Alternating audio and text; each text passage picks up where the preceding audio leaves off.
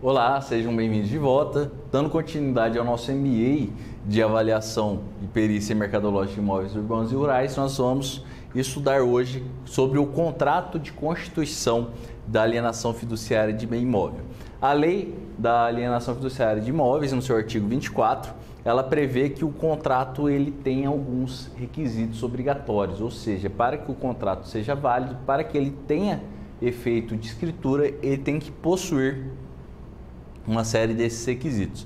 O primeiro deles é o valor principal da dívida, tem que ser indicado ali qual que é o valor principal da dívida, qual que é o prazo, quais são as condições de reposição do empréstimo ou do crédito do fiduciário, a taxa de juros e os encargos incidentes, a cláusula de constituição da propriedade fiduciária com descrição do imóvel e indicação do título e modo de aquisição.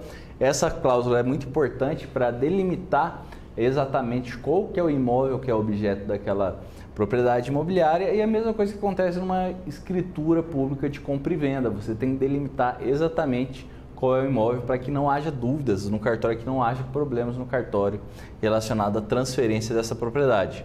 Nós temos também aqui a cláusula assegurando ao fiduciante adimplente a livre utilização por sua conta e risco do imóvel, ou seja, enquanto o fiduciante, que é o devedor, estiver pagando, estiver adimplente ali em dia com as obrigações financeiras, ele pode utilizar de forma livre e por sua conta e risco o imóvel, ou seja, ele não pode ter a sua posse ali turbada ou esbulhada pelo credor. Nós temos também aqui a indicação para venda em leilão público do valor do imóvel, dos critérios para a respectiva revisão, ou seja, ali no contrato tem que descrever qual que é o valor de avaliação de imóvel e quais são os critérios para a revisão desse valor. Porque nós sabemos que esses contratos imobiliários eles são bem longos, muitos contratos têm prazo de pagamento de até 30 anos.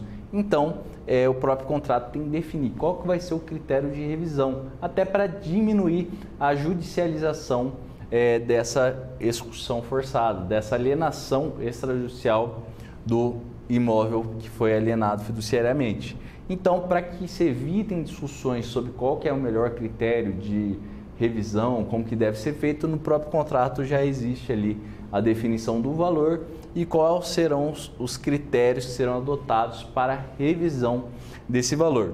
E nós temos também aqui outro requisito, a cláusula dispondo sobre os procedimentos de consolidação da propriedade nas mãos do fiduciário em caso de inadimplemento.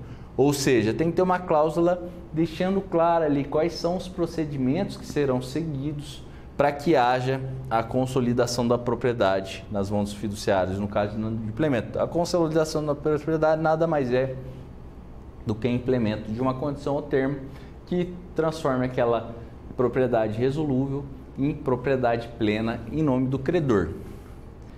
Como vimos aqui no nosso tópico, o contrato ele tem que possuir todos esses requisitos. Esses requisitos são necessários para que a relação entre credor e devedor seja bem clara e que ali estejam especificados os valores, quais são as formas de correção desses valores que foram emprestados ao devedor e também qual que é o critério de revisão do valor do imóvel, entre outras coisas. Isso para que a relação seja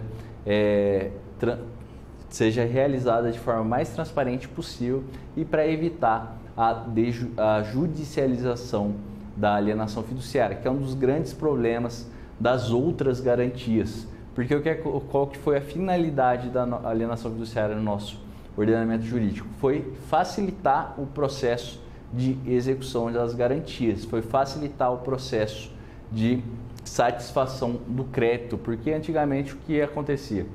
Você é um agente do sistema financeiro imobiliário, emprestava um dinheiro para financiamento de um imóvel e esse imóvel era garantido por hipoteca, entre outras garantias. Só que a execução deles era muito dificultosa, tendo em vista as discussões judiciais sobre esses outros institutos, entre outros problemas que nós já falamos numa aula anterior.